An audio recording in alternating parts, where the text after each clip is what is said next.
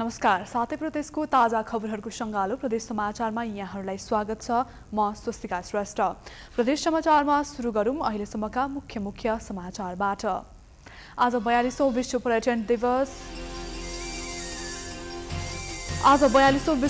दिवस विभिन्न कार्यक्रम गरेर मनाइँदै गण्डकी प्रदेशको राजधानी पोखरामा राजदूतहरू सहभागी, लुम्बिनीमा पनि विशेष कार्यक्रम।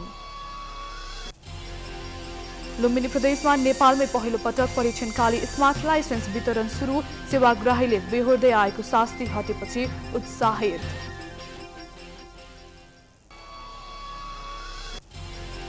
बाराको गढीमाई मन्दिरमा उठेको भेटी विवाद उत्कर्षमा, सञ्चालन तथा विकास समितिका पदाधिकारी बीच झगडा, मन्दिर व्यवस्थापनमा कसैको ध्यान गएन। र हलिया मुक्तिको घोषणा भएको 13 वर्ष बितिसक्दा पनि कार्यान्वयन भएन। कञ्चनपुर लगायत सुदूरपश्चिमका अधिकांश जिल्लाहरूमा पहिलेकै समस्या ज्यूका त्यो।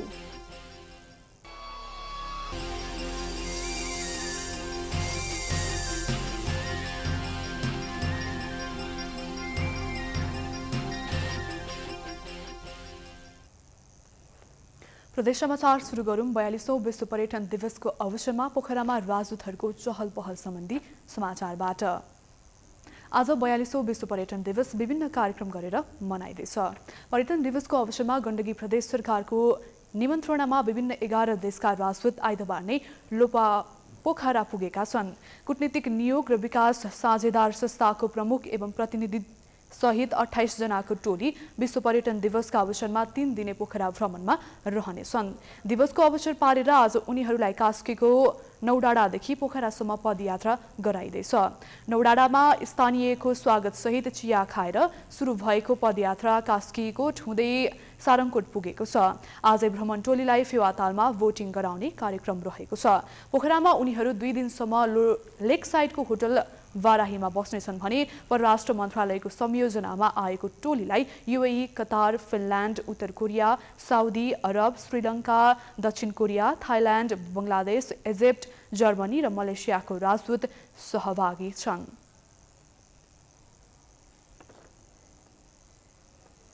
अब लुम्बिनी प्रदेशमा पनि विश्व पर्यटन दिवस मनाइएको समाचार। विश्व पर्यटन दिवस लुम्बिनी प्रदेशमा पनि मनाइएको छ।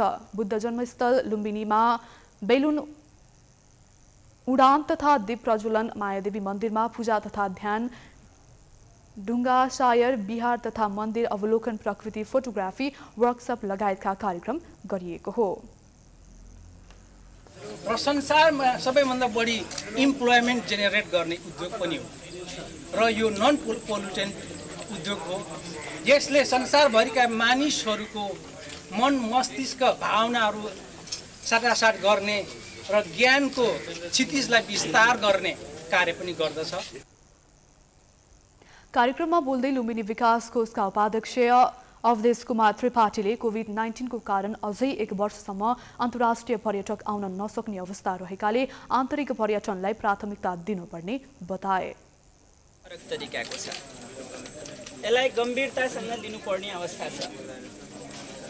पर्यटन क्षेत्रमा कलम चलाउने हुन् कि आफ्ना होटल व्यवसाय र टुरिज्ममा लगानी गर्ने हुन् कि उहाँहरू सबैलाई संसारभरि एउटा विकराल अवस्था आएको कोभिडको महामारी छ। अझै पनि बाहिरको सम्भावना हेर्दा 1 वर्षसम्म अन्तर्राष्ट्रिय पर्यटन चाहिँ गतिलोसँग सुचारू हुन सक्ने छैन। यस अर्थमा भविष्यको सम्भावना भनेको हाम्रो आन्तरिक पर्यटन पहिलो प्राथमिकता, दोस्रो हामी छिमेकी राष्ट्रहरूबाट चाहिँ पर्यटन ल्याउन सक्छौँ। लुम्बिनी होटल सङ्घका महासचिव लीलामणि शर्माले लुम्बिनीलाई उचाइमा पुर्याउने बिन्दुमा पुगिएको बताए। आफ्नो कुनै प्रकारको प्रतिशोधलाई हामीले थाती राखेर अब लुम्बिनीलाई एउटा उचाइमा पुर्याउने बिन्दुमा हामी पुगिसकेका छौँ जस्तो लाग्छ। हामी भर्खर मात्र यसैमा कुरा गर्दै थियौँ र आज हाम्रो उपाध्यक्षज्यू पनि यही हुनुहुन्छ। अब मलाई के भन्न मन लाग्छ भने लुम्बिनीको आजको यस्तो पावन दिनमा हामी यहाँ जम्मा भयौँ कि 2 वर्षको एउटा विकराल कोरोनाको हामी यथेष्ट दुःखले हामीले पुनर्जीवन पाएर आज फेरि हजुर हामी चाहिँ सबै यहाँ जम्मा हुन पाएकोमा म एकचोटि फेरि पनि सबैप्रति हामी कृतज्ञ, भगवानप्रति कृतज्ञ गर्दै। लुम्बिनी विकास कोषको आयोजना तथा लुम्बिनी होटल सङ्घ, नेपाल लुम्बिनी पर्यटन व्यवसाय सङ्घ, लुम्बिनी बृहत्तर लुम्बिनी क्षेत्र स्थानीय पथ प्रदर्शक संस्था लुम्बिनी, महामाया रिक्सा चालक सङ्घ लुम्बिनी र लुम्बिनी विकास मञ्च लुम्बिनीको सहयोगमा कार्यक्रम गरिएको हो। अब लुम्बिनी प्रदेशमा परीक्षणकालीन स्मार्ट सवारी चालक अनुमति पत्र वितरण सुरु गरिएको समाचार। नेपालमै पहिलो पटक परीक्षणकालीन स्मार्ट सवारी चालक अनुमति पत्र लाइसेन्स वितरण लुम्बिनी प्रदेश सरकारले सुरु गरेको छ। सवारी चलाउनका लागि ट्रायल पास गरेर राजस्व बुझाएको वर्षौंसम्म लाइसेन्स नपाएर सेवाग्राहीले शास्ति पाउँदै आएका थिए। तर बुटोलमा भने राजस्व बुझाएकै दिन स्मार्ट लाइसेन्स वितरण सुरु भएको छ। एक रिपोर्ट। पाल्पाका विजय आचार्यले मोटरसाइकलको ट्रायल पास गरेर यातायात व्यवस्था कार्यालय अन्तर्गत सवारी चालक अनुमति पत्र कार्यालय बुटवलमा राजस्व बुझाए। लगत्तै उनले स्मार्ट परीक्षणकालीन लाइसेन्स प्राप्त गरे। यो सेवाले उनी खुसी छन्। पहिले अब यो हुँदाखेरि म त नयाँ नै हो होइन, त्यही पनि यो हुँदाखेरि चाहिँ च्यातिन सक्ने सम्भावना हुन्थ्यो होइन। यो स्मार्ट लाइसेन्स भइसकेपछि अब स्क्यान सबै सिस्टम पनि हुने भयो, फेयरनेस पनि हुने भयो होइन। आजको आजै पाइयो होइन। पहिले ट्रायल कटाएर राजस्व तिरेको वर्षौंसम्म लाइसेन्स सेवाग्राहीको हातमा पर्दैनथ्यो। यसले गर्दा यातायात व्यवस्था कार्यालयले दिएको राजस्व तिरेको रसिद लिएर सेवाग्राहीले सवारी चलाउनु पर्ने बाध्यता थियो। रसिदमा रहेको फोटो र नाम केही दिनमा हराएर जाँदा चेकिङ गर्ने ट्राफिक प्रहरी र सेवाग्राहीलाई समस्या पर्थ्यो। 2049 सालमा आएको सवारी ऐनमा 1 वर्षसम्म परीक्षणकालीन अनुमति दिनुपर्ने व्यवस्था रहेको छ।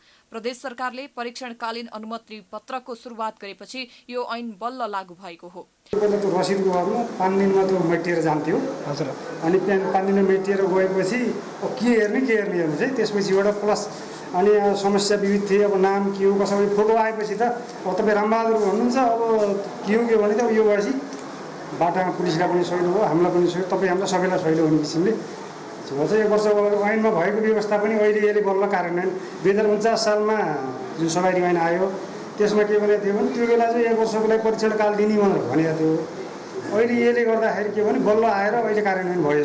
लुम्बिनी प्रदेश सरकारको श्रम रोजगार तथा यातायात व्यवस्था मन्त्रालयले बुटवलबाट परीक्षणकालीन अनुमति पत्रको सुरुवात गरेको हो। अहिले अनुमति पत्र छाप्ने एउटा मेसिन राखेर कार्यालयले सेवा दिइरहेको छ। सवारी ट्रायल कटाएर र राजस्व तिरेको दिनै 1 वर्षसम्म परीक्षणकालीन अवधि रहेको लाइसेन्स कार्यालयले सेवाग्राहीलाई दिने गरेको छ। चालक अनुमति पत्रको कार्यालयबाट नयाँ पास भएका सवारी चालकहरूलाई पास भएको 5 दिनभित्र राजस्व तिरेकै दिन स्मार्ट कार्ड दिने व्यवस्था यो कार्यालयमा हामीले मिलाइसक्यौँ र यसबाट सेवाग्राहीले जुन रसिद लिएर हिँड्नुपर्ने बाध्यता थियो त्यो बाध्यताबाट मुक्ति पायो र ट्राफिकलाई पनि लाइसेन्सको चेक जाँच गर्न र सम्बन्धित सेवाग्राहीलाई पनि आफू दुर्घटनामा पर्दा के हुँदा लाइसेन्स सो गर्न देखाउन सहज भयो। लुम्बिनी प्रदेश सरकारले यातायात व्यवस्था सवारी चालक अनुमति पत्र कार्यालय रहेको दाङ र नेपालगञ्जबाट पनि स्मार्ट परीक्षणकालीन सवारी चालक अनुमति पत्र वितरण गर्ने तयारी गरेको छ।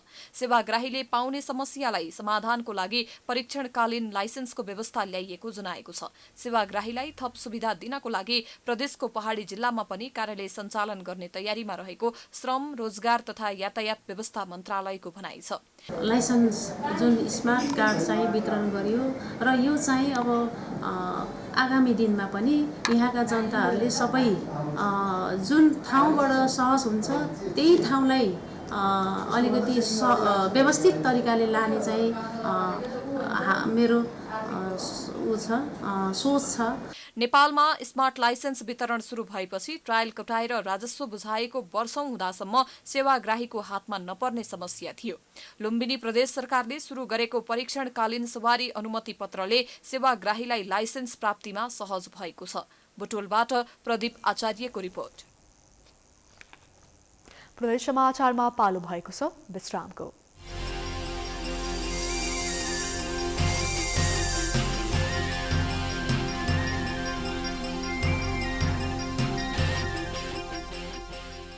सेन्चुरी को नयाँ प्रस्तुति अब घरमा सधैँ पार्टी चल्छ। Century dry fruits and nuts दुग्गडको उत्कृष्ट उत्पादन। सेन्चुरी स्वादिलो खानुस् स्वस्थ रहनुस्। जब हाम्रो यस्तो बाइक त जान सकिरहेको छैन भने त के सोच्दैछस्? डर सबैलाई लाग्छ, घाँटी सबैको सुक्छ, तर डरले हैसियत होइन, हिम्मत हेर्छ। त्यसैले ड्यू छ र हिम्मतको घुँट लगा।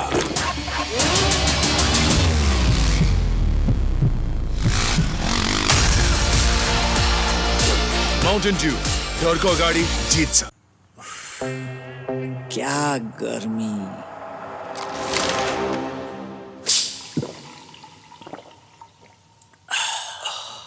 क्या रिफ्रेसिङ! अरे यति पेप्सी पनि किन राख्दिएको मेरो लागि? यो पनि खाइदिए हुन्थ्यो। क्या साथी! पेप्सी, हर घुट रिफ्रेशिङ, हर घुटमा स्वैग।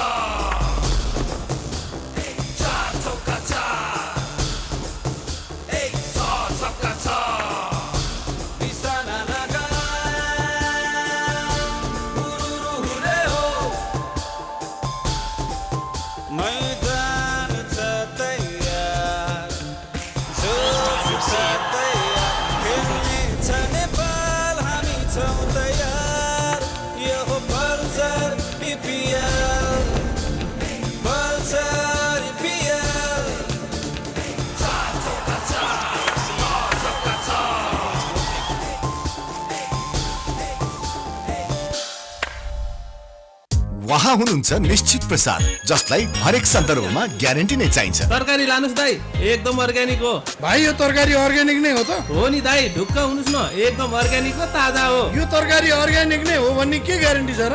ए दाइ पनि चिन्जानको मान्छेले भने नि विश्वास नगर्ने भने। उहाँलाई त सबै कुरामा विश्वास छैन, ग्यारेन्टी नै चाहिन्छ।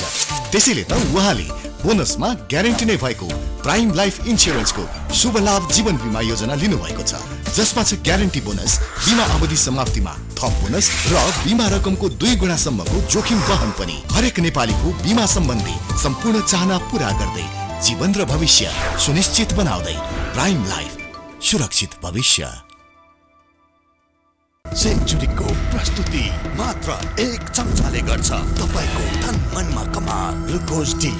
सेन्चुरी, स्वादिलो खानुस्, स्वस्थ रहनुस्।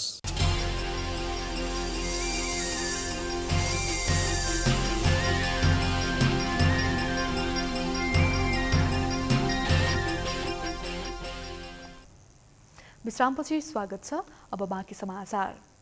अब प्रदेश नम्बर 2 मा रहेको गढीमाई मन्दिर सञ्चालन तथा विकास समितिमा भेटीको विषयमा भएको विवाद सम्बन्धी समाचार।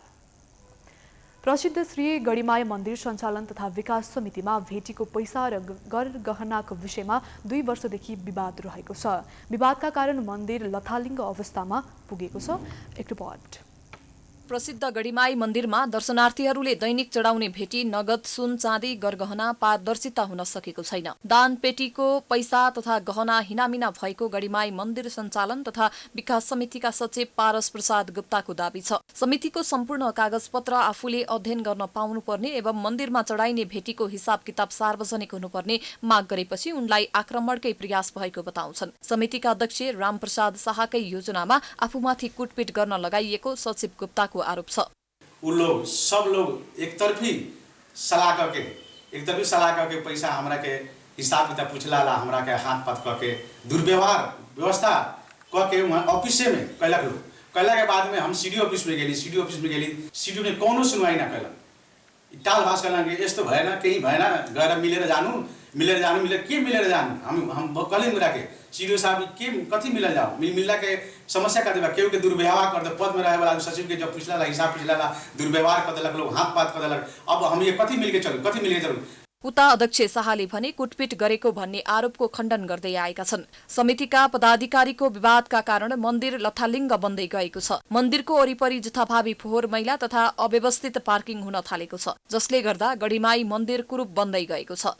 गढीमाई मन्दिरको प्राङ्गणमा ठाउँ-ठाउँमा फुटेको देवालको भित्ता चर्केको देवालमा खिया लागेको छ। गढीमाई मन्दिरमा दैनिक चढाइने भेटी र मेलाबाट करोडौं रुपैयाँ आम्दानी भए पनि पूजापाठ गर्ने सामग्रीको अभाव भएको प्रमुख पुजारी मंगल चौधरीको गुनासो छ। हामीले यिनीहरू नगरपालिकाले अझ दिएको यो मन्दिर व्यवस्थापन समितिले दिएको छ। कसैले हामीले दिएको छैन। पूजाआजाको लागि हामी बस आफ्नो व्यवस्था आफै गर्छौँ। बेटीबाट त्यही बेटीबाट हामी बाँचेको पैसा सबै परिवार बाँड्छौँ अनि त्यसैबाट सब व्यवस्था गर्छौँ। दान पेटी भेटीको पैसा तपाईँहरू राख्नुहुन्छ कि व्यवस्थापन समितिले? त्यो त व्यवस्थापन समितिको हो, उनीहरूले राख्छ। हाम्रो आफ्नै पैसाबाट गर्छौँ। हामी मन्दिरको भेटीको पैसाबाट गर्छौँ। दान बक्सावाला हामी केही मतलब छैन। समितिका अध्यक्ष र सचिव बीचको विवादले मन्दिर व्यवस्थापन प्रभावित भएपछि महागढीमाई नगरपालिकाले चासो दिएको छ। नगरपालिकाका मेयर उपेन्द्र प्रसाद यादवले विवादप्रति ध्यानाकर्षण भएको र कुटपिट र भेटी हिनामिना भएको विषयमा छानबिन गर्ने बताएका छन्। हाम्रो चाहिँ महागढीमाई नगरपालिकाका स्विपर र हाम्रा नगर प्रहरी लगायत कर्मचारीहरू र बेला बेलामा हाम्रा जिल्लाका प्रहरी साथीहरू र हामी सबै जोइन्ट फ्रेक्चरमा हामी चाहिँ यहाँ गढीमाई मन्दिरको महिनावारीमा कम्तीमा महिनामा 1 देखि 2 चोटि हामी सरसफाई गर्दै आइरहेका छौँ। किनभने यो हाम्रो गढीमाई मन्दिर र गढीमाई माता हाम्रो धरोहर हो। गढीमाई माता हाम्रो शान हो। गढीमाई माता हाम्रो जिल्लाको शान हो, हाम्रो देशको शान हो। पछिल्लो समय गढीमाई मन्दिरमा आउने दर्शनार्थीको पनि संख्या घटेको छ। समितिका पदाधिकारीहरूको विवादले मन्दिर व्यवस्थापन त अस्तव्यस्त भएको छ नै, दर्शनार्थीको संख्या घट्दा त्यस क्षेत्रको व्यापार व्यवसाय समेत प्रभावित भएको छ। बाराबाट श्रीकान्त गुप्ताको रिपोर्ट। प्रदेश समाचारमा पूर्ण पालो भएको छ विश्रामको।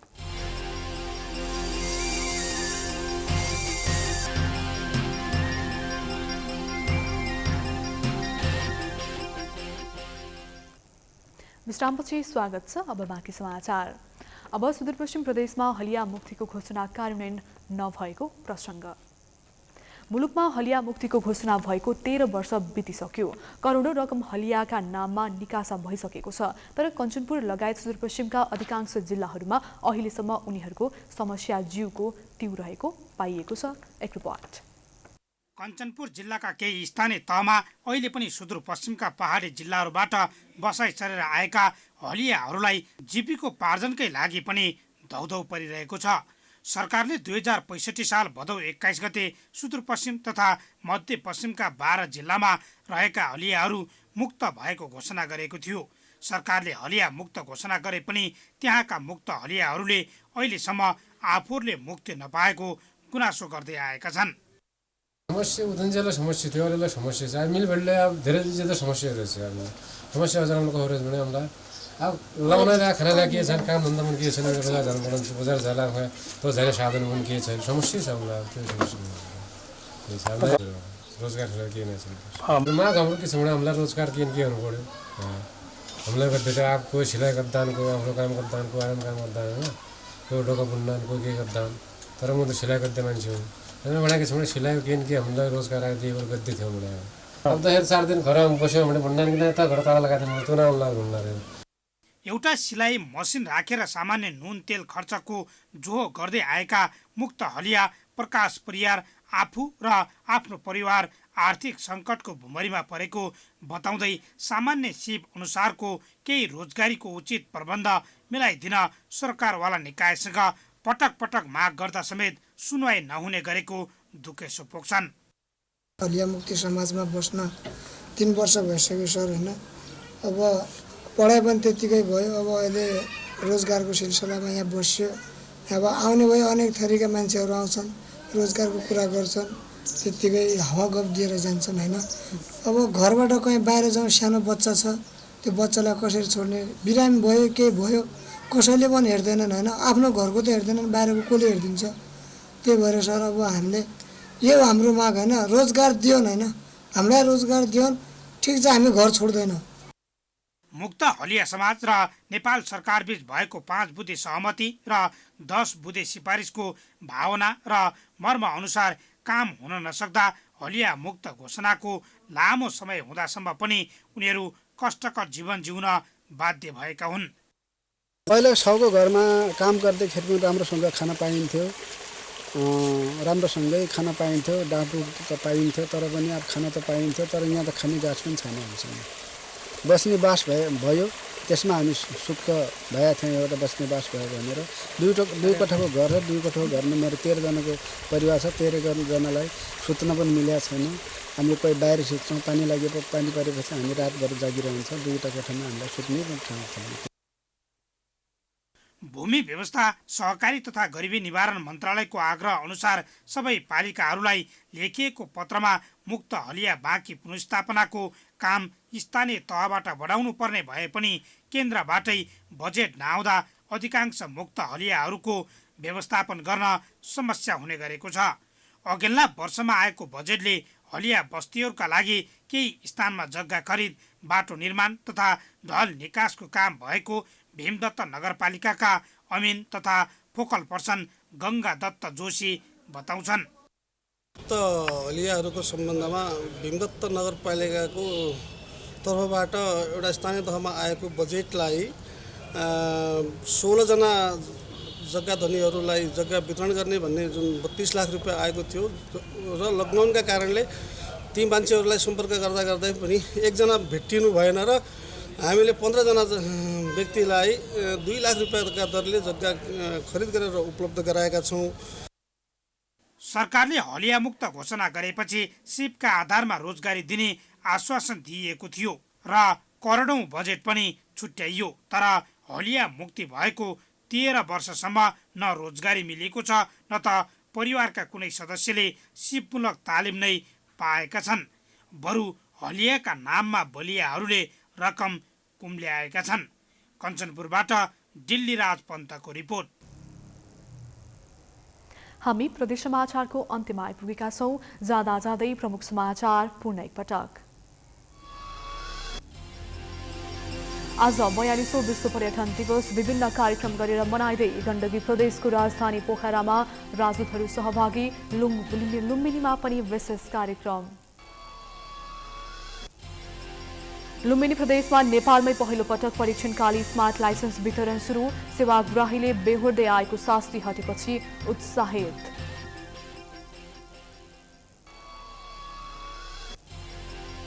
बाराको गढीमाई मन्दिरमा उठेको भेटी विवाद उत्कर्षमा सञ्चालन तथा विकास समितिका पदाधिकारी बीच झगडा। मन्दिर व्यवस्थापनमा कसैको ध्यान गएन। र हलिया मुक्तिको घोषणा भएको 13 वर्ष बितिसक्दा पनि कार्यान्वयन भएन। कञ्चनपुर लगायत सुदूरपश्चिमका अधिकांश जिल्लाहरूमा पहिलेकै समस्या जीवको थियो। प्रदेश समाचार अहिलेलाई सकियो। प्राइम टाइम्स टेलिभिजन हेर्दै गर्नुहोला। नमस्कार।